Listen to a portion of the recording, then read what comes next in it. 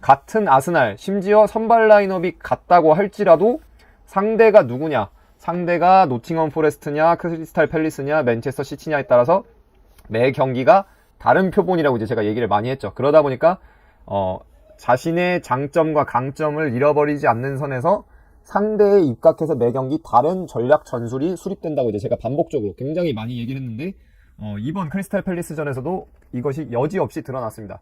라인업으로 보게 되면 이 왼쪽 풀백으로, 그러니까 수비 국면에서는 백포였으니까 수비 국면에서는 백포여서 백포를 구성했던, 그리고 이제 왼쪽 풀백 역할을 했던 토미야스 정도를 제외하고는 사실상 라인업이 거의 지난 경기랑 봤을 때 어떻게 됐어요? 동일했죠.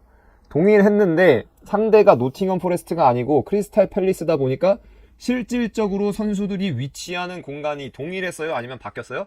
이제 바뀌었죠. 바뀌었는데 그래서 그러니까 그것부터가 이제 제가 얘기하는 뭔 거예요? 제가 얘기하는 매 경기 상대에 따라서 전략이 다르다는 거죠.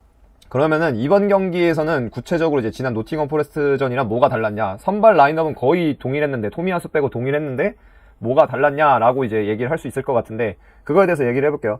자, 말씀드렸던 것처럼 수비 국면에서도 일단 조금 달랐죠. 수비 국면에서도 이번 경기에서는 사실상 온전하게 이제 4-1-4-1 혹은 4-3-3 형태로 이제 수비 진영을 갖춰서 수비를 했고, 그 다음에 이제 아무래도 경기 흐름상 봤을 때 공을 가지고 이제 퇴장 전까지로 보면 특히 공을 가지고 경기를 주도했던 것은 원정이었음에도 불구하고 아스날이었기 때문에 아스날의 공격 국면 관점에서 보게 되면은 아스날의 이제 선수 위치, 포지셔닝 자체가 어떻게 됐어요? 진영으로 보게 되면, 구조적으로 보게 되면은 이런 식으로 이제 위치를 했죠. 이런 식으로. 그래서 기본적으로 봤을 때는 1-3-2-5 혹은 이제 보통 우리가 많이 쓰는 얘기로는 1-3-4-3에 가깝게 위치를 했고, 그리고 여기서 이제 지난 경기랑 비교했을 때 디테일로 달라지는 부분은 뭐예요? 지난 경기에는 지난 라이브 보신 분들은 아시겠지만 뭐 이거 선수 상관없이 그냥 보게 되면은 지난 경기 노팅엄 포레스트의 경우에는 1-5-2-3, 그러니까 1-5-2-3 혹은 1-5-4-1 형태로 수비 진영을 갖춰놓는 팀이었기 때문에 쉽게 얘기해서 백라인 자체가 백5였죠. 백5다 보니까 여기서 5대5로는 수적 동의밖에 될 수가 없고, 그러다 보니까 여기서 수적 우위를 걸기 위해서, 과부하를 걸기 위해서 이제 가져갔던 게 이런 식으로 수적 과부하를 가져가서 사실상 1-3-1-5-1, 그러니까 골키퍼까지 포함한 1-3-1-5-1로 총 여기 같은 경우 백라인 보게 되면은 6명으로 부하를 걸었었죠. 상대가 백5였기 때문에 6대5로 수적 우위, 부하를 걸고자 6명을 상대 백라인에 대해서 배치를 시켰었는데, 이번 경기 같은 경우에는 근데 그게 아니고 크리스탈 팰리스의 경우에는 온전하게 거의 4-4-2 진영을 구축해놓고 경기를 플레이했기 때문에 그런 식으로 플레이한 것이 아니고 내려와서 1-3-2-5, 약간은 완전히 이제 또 얘기를 하겠지만 완전히 정석적인 형태는 아니었지만 이제 1-3-2-5 형태로 이제 보통 우리가 얘기하는 통상적인 3-4-3 시스템에 이제 가깝게 플레이를 했습니다. 왜냐? 이번 경기에서의 팰리스는 백4였기 때문에 이미 5명으로도 5대4로 충분히 수적 부하를, 과부하를 걸 수 있었고 수적 우위를 점할 수 있었기 때문에 이제 이런 식으로 5명으로 4명에 대해서 수적 우위를 점하고 부하를 주는 형태로 경기를 했죠. 그러니까 이제 제가 얘기한 대로 라인업은 동일하지만 상대에 따라서 다른 전략 전술을 취한 거죠. 반면에 이제 조금 더 작은, 그러니까 이거는 이제 마크로, 큰 측면이면 이제 마이크로로 들어가게 되면은 핵심적이었던 것은 뭐냐면 이제 결국에는 이제 오른쪽이었거든요. 이제 아스날 기준으로 봤을 때 오른쪽에서 공격 전개를 하는 것이 이제 경기의 승패 혹은 경기의 흐름에 결정적인 영향을 미쳤다고 볼 수가 있겠습니다. 크리스탈 팰리스의 왼쪽 측면 미드필더죠. 왼쪽 측면 미드필더 슐룹이 점프를 해서 끌려 나오게 하는 상황을 이제 만드는 것이 굉장히 중요했어요. 그러니까 이게 왜 중요했냐면은 결국에는 원했던 것은 뭐냐면 중앙으로는 사실상 이제 안쪽 같은 경우가 1선이랑 2선 그리고 3선까지 좁혀 들어왔기 때문에 중앙으로 정면으로 공을 집어넣기는 이제 거의 힘든 상황이었죠. 왜냐면 크리스탈 팰리스의 경우에도 어쨌든간 프리미어리그 팀이고 굉장히 수비 국면에서는 정렬이 잘 돼 있는 경쟁력을 갖춘 팀이었기 때문에 이런 식으로 정면에서 공을 넣는 거는 사실상 이제 거의 불가능한 경우였습니다. 완전히 블록을 구축해놓고 경기를 했다 보니까. 그렇다면 이제 주요했던 것은 뭐냐면은 결국에는 측면에서 이제 공격을 전개하는 거였는데, 측면에서 그럼 공을 어떻게 전개하냐면 방금 얘기했던 것처럼 슐롭을 끌어들여서 슐롭이 점프를 해서 공을 가진 선수를 압박을 하게 하고, 이때 공간이 이제 이런 식으로 벌었어요. 슐롭이 그러니까 여기서 만약에 다이렉트로 여기서 화이트에서 슐롭이 나오는 과정 없이 사카에게 공이 넘어가게 되면은 보통은 여기서 이제 사카를 막는 선수가 왼쪽 풀백이 미첼이 아니고 슐룹이 되게 돼요. 근데 이렇게 되면 결국에는 뭐가 문제가 되냐면은 이런 식으로 안쪽으로 좁혀 들어오게 되고 결국에는 크리스탈 팰리스가 수비 진영을 온전하게 유지한 채 수비를 가져갈 수가 있거든요.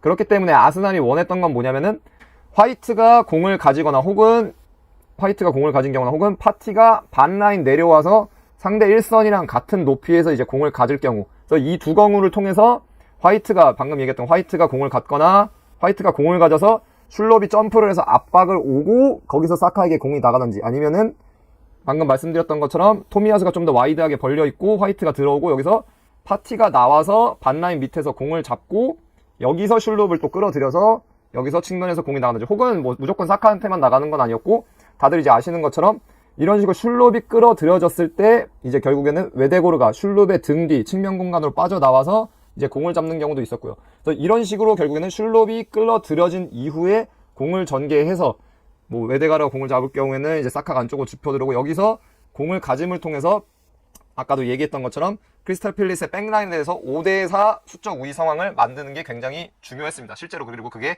주요했고요.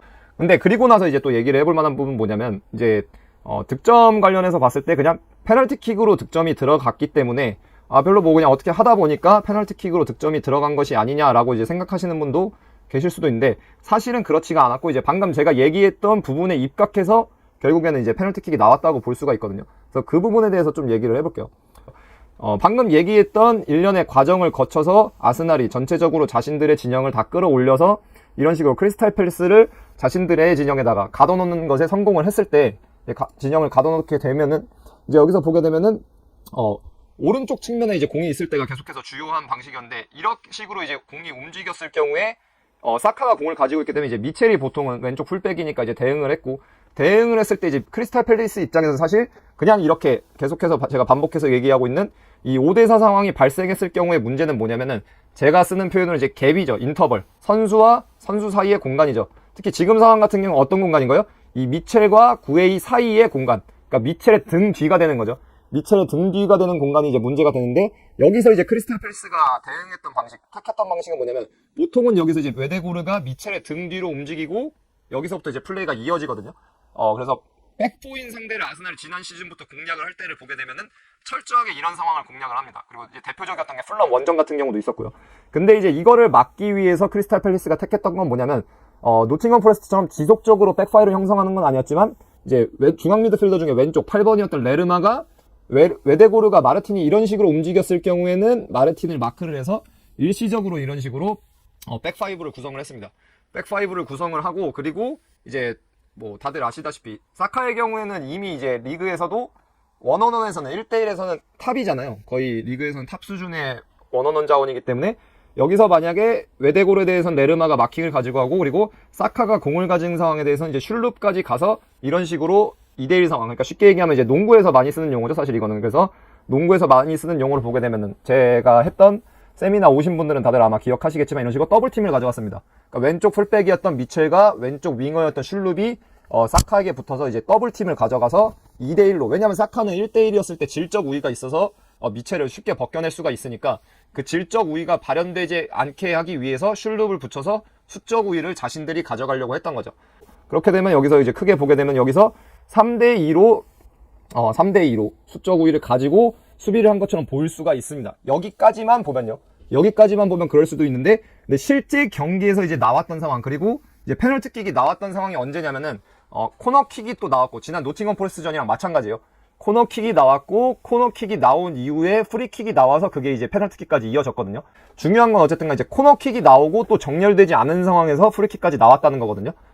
이따가도 살펴보죠. 어쨌든 근데 그 코너킥까지 나온 상황에서 이제 보게 되면은 결국에 이 지금 제가 설명했던 상황에서 이제 이어지게 되는데, 여기까지 봤을 때는 3대2예요. 사카와 마르틴에 대해서 이제 미첼, 슐룹, 그리고 이름이 뭐죠? 이 친구 갑자기 레르마까지 해서 여기서 3대2로 누른 것 같이, 수적 우위를 가지고 누른 것 같이 보이는데, 근데 문제는 뭐냐면은 바로 여기서 이제 프리로 풀렸던 게 계속해서 누구였어요? 이제 파티였죠. 파티 같은 경우에는 이게 지난 시즌 토트넘이랑 홈 경기였죠. 기억하실 거예요, 아마 다들.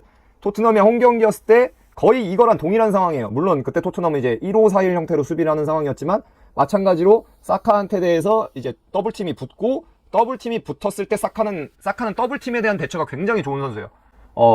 뭐 단적인 예로 이제 뭐 직접적으로 좀 비교를 하는 것 자체가 뭐 저는 원하진 않지만 이제 비교를 하자면 지난 이제 맨체스터 유나이티드의 경기를 보게 되면 가르나초나 안토니의 경우에는 이 더블팀에 대한 대처가 상대적으로 좀 떨어지는 편이거든요.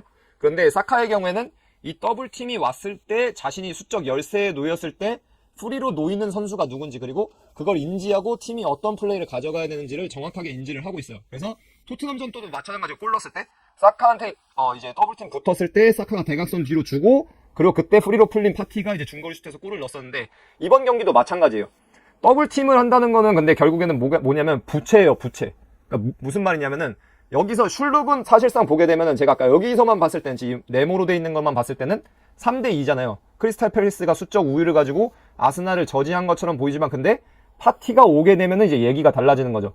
파티가 오게 되면은 원래는 정상적이면 어떻게 돼요? 슐룹이 나와서 파티를 막고 1대 1대 1이 돼서 3대 3이 돼야 되는 상황이에요.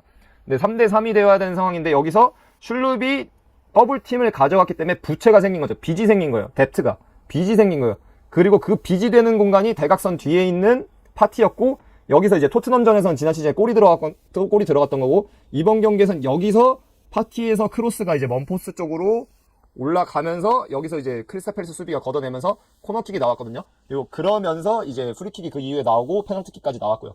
큰 국면으로 봤을 때는 크게 봤을 때는 크리스탈 팰리스의 백라인에 대해서 5대 4로 이제 수적으로 부하를 주는 상황이었고 그리고 조금 더 공 중심으로 오른쪽 측면에 공이 있었을 때로 보게 되면은 크리스탈 팰리스가 공을 가진 사카에 대해서 더블팀을 가져가서 2대1로 여기서 이제 2대1로 수적 우위를 걸고 그리고 이제 벌어진 미첼과 9회2의 이 벌어진 공간에 대해서는 웨데거루가 이 등 뒤로 움직였을 때 이것에 대해서는 이제 미드필더였던 레르마가 들어와서 여기서 3대2 상황을 걸었는데 사실은 여기서 상황이 끝나지 않고 이제 파티가 공격에 가담하게 되면은 3대3이 돼야 됐던 것이 사카에게 2대1로 더블팀이 갔기 때문에 여기서 파티에서 부채가 되면서 여기서 파티가 프리로 놓이게 되면서 크로스가 올라갔고 그 이후에 이제 코너킥 그리고 그 이후에 프리킥이 되면서 이제 페널티킥까지 나왔다는 거죠. 네, 지금 상황은 언제냐면은 61분경 나왔던 상황이거든요. 지금 같은 경우도 마찬가지예요. 지금 같은 경우 보게 되면은 박스 근처까지 왔을 때 공을 가진 사카에 대해서 슐룹이랑 지금은 미첼 2명이 고정이 돼 있죠. 슐룹이랑 미첼 2명이 고정이 돼 있고 여기서 2대1로 특히 사카 같은 경우 아시다시피 이제는 거의 제가 봤을 때 5대5인 것 같아요. 엔드라인으로도 갈 수 있고 왼발잡이기 때문에 안쪽으로도 갈 수 있는데 그 두 가지 경우의 수를 다 차단하기 위해서 더블팀 2대1을 가져가고 있고 그리고 지금 보게 되면은 이 뒤에서 여기서 레르마가 이제 뒤에서 약간 마르틴을 의식하고 지금 움직이고 있는 거거든요. 그래서 여기서 이제 마크를 가져가고 있습니다. 그러니까 이것만 놓고 보면 여기서 이제 3대2로 수비 잘 했네. 사카는 1대1에 대해서 능력이 있으니까 사카는 2대1로 맞고 그리고 마르틴의 경우에는 만약에 미첼이 수비를 했을 경우에 이 미첼의 등 뒤로 계속해서 움직이니까 그 등 뒤로 못 가게끔 이제 한 명이 또 마크를 해서 3대2 상황을 잘 형성했네 라고 보일 수도 있지만 사실은 그게 아니라는 거죠. 또 왜요? 아까 얘기했던 것처럼 템포리사시온 공격에서 타이밍을 조절하는 일부러 공의 근처로 가지 않고 있던 대각선 뒤에 있던 파티가 존재했기 때문에 여기서 이 부채 여기서 더블팀을 해서 생긴 부채로 인해서 파티는 또 프리 상태에 놓이게 되고 이제 여기서 이제 공이 뒤로 이제 나오게 되는 거죠. 네, 그래서 제가 아까는 설명을 할 때는 토트넘이랑 경기했을 때 지난 시즌 골 장면을 말씀을 드렸었는데 지금도 사실은 그 골 장면이랑 어때요? 거의 동일한 상황이죠. 지금 보게 되면 이제 거의 동일한 상황인데 더블팀이 돼 있었을 때 더블팀이 돼 있다가 여기서 이제 더블팀이 돼 있다가 사카가 더블팀이 돼 있고 사카에 대해서 더블팀이 돼 있고 마르틴에 대해서 이제 지금 슐룹이 아마 지금은 마르틴을 맡고 있고 레르마랑 미첼이 지금 더블팀을 하고 있는 건데 여기서 3대2가 되면서 여기서 부채 여기서 빚을 진 거죠. 여기서 3대3을 원래는 이렇게 여기서 이제 3대3을 만들었어야 되는데 여기서 한 명을 땡겨다가 끌어다가 써서 더블팀을 했기 때문에 이제 파티가 프리 상태에서 놓여 있었고 그리고 그러면서 이제 사카가 대각선 뒤에 있던 그 파티에게 공을 넘겨서 아까 코너킥이 나오고 이제 프리킥이 나왔을 때 페널티킥까지 나오는 과정에서는 크로스를 올렸었는데 지금 이 상황에서 이제 파티가 지난 시즌 토트넘전과 마찬가지로 뭐래요? 슈팅을 가져가서 슈팅을 존 스톤이 이제 막아내는 그런 장면이 있었죠. 그러니까 이것만 보더라도 결국에는 뭐예요? 아까도 얘기했던 것처럼 경기 중에 이런 장면이 한 장면이 될 수도 있고 두 장면이 될 수도 있고 세 장면이 될 수도 있어요. 근데 이것도 결국에는 전략 전술적으로 의도한 거고 5대4 상황에서 2대3 상황을 상대에게 주고 그 이후에 이제 파티가 프리로 풀려서 결국에는 이제 1대0이죠. 파티가 그 순간적으로 이제 골대를 공략할 수 있는 혹은 골대를 겨냥할 수 있게끔 크로스를 올리는 시간적, 공간적 여유를 줬기 때문에 이제 결국에는 아스날이 이런 걸 통해서 경기에서 승리를 할 수가 있었던 거죠. 1대 0의 스코어까지 끌고 갈 수가 있었고요. 어떠한 상황임에도 불구하고 지금 보시는 것처럼 크리스탈 팰리스가 페널티 박스에 내려앉아서 굉장히 수비 조직을 잘 갖춰놨음에도 불구하고 제가 방금까지 설명했던 그 상황의 연출을 통해서 결국에는 크리스탈 팰리스를 공략하는 데 성공을 했고, 그러면서 이제 득점까지 가져갈 수가 있었던 거죠.